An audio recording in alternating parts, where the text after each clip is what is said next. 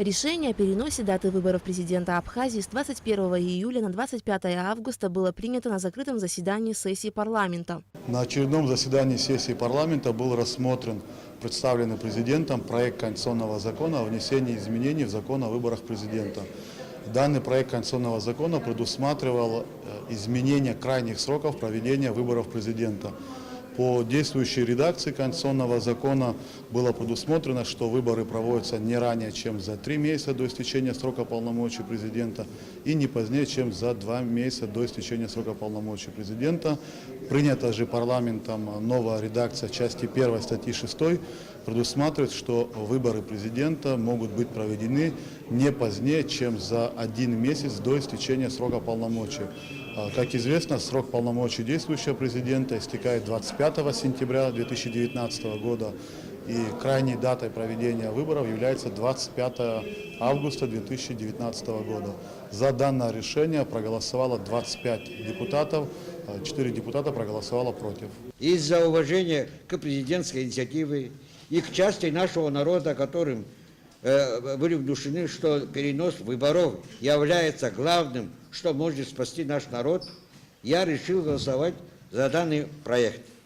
Точно так же поступили подавляющее большинство наших депутатов. Сегодня решением парламента выборы перенесли на 25 августа 2019 года. Затем народные избранники приступили к рассмотрению повестки дня, в которой было 9 вопросов. Первым вопросом был рассмотрен законопроект о декларировании доходов, расходов, имущества и обязательств имущественного характера публичными служащими и депутатами. Проведены не одни слушания, не одни комитетские заседания, и в стенах парламента, и в обществе, и везде мы об этом говорили. По-моему, были внесены существенные, поправки в закон. И, на мой взгляд, он готов к тому, чтобы наш парламент его сегодня принял. Я знаю, что есть в парламенте мнение, суждение о том, что нам нужен закон о государственной службе. Вот прежде чем сейчас просить вас поддержать данный законопроект, хотел бы предложить, чтобы этот закон вступил в силу 1 января 2020 года, а до этого мы бы вместе с вами рассмотрели закон о государственной службе. Прошу поддержать во втором и окончательном чтении данный проект закона.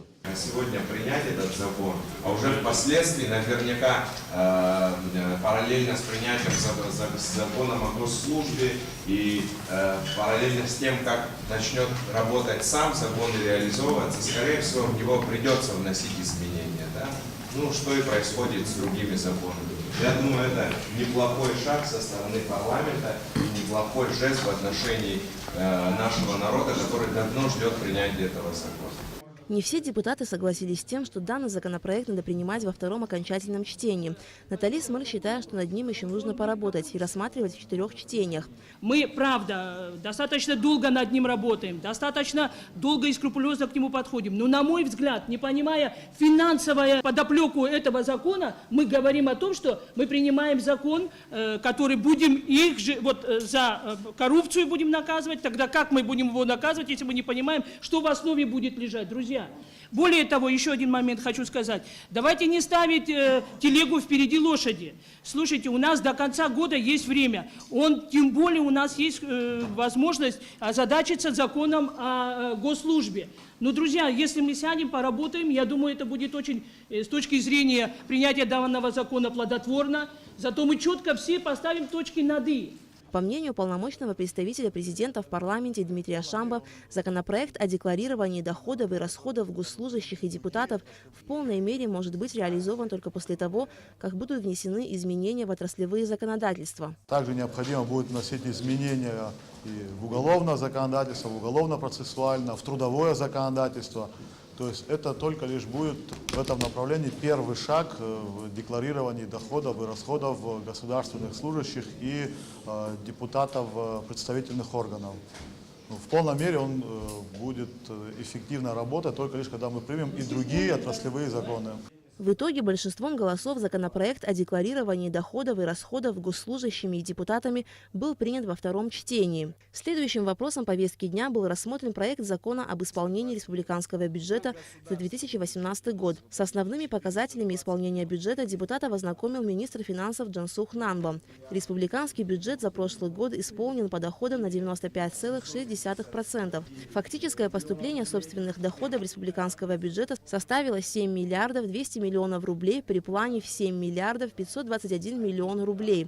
По расходам при запланированных 7 миллиардов 791 миллион рублей исполнение составило 6 миллиардов 773 миллионов рублей. Таким образом, как и в 2017 году, республиканский бюджет 2018 года не выполнен по доходам на 320 миллионов и по расходам более чем на миллиард рублей. Неисполнение расходной части связано с остатком средств российской финансовой помощи.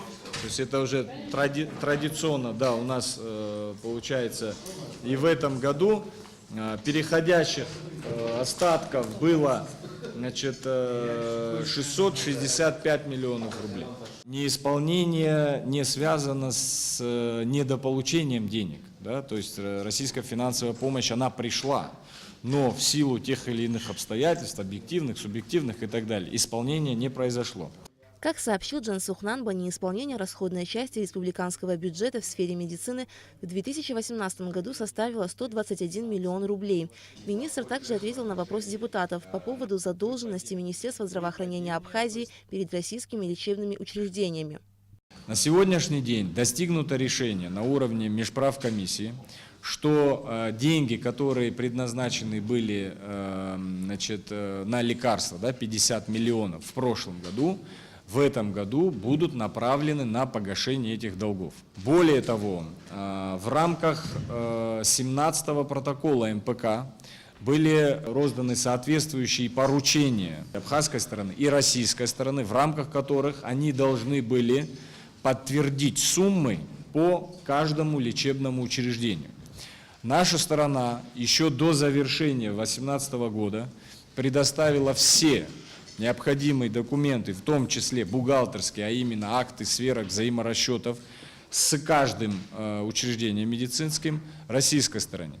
К сожалению, до сегодняшнего дня подтверждение от Минздрава России о том, что они подтверждают эти суммы, до сих пор не получено. В итоге законопроект об исполнении республиканского бюджета был принят в первом чтении.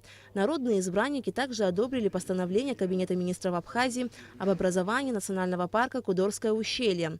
На заседании сессии парламента депутаты также должны были рассмотреть законопроекты об исполнении бюджетов 6 государственных фондов.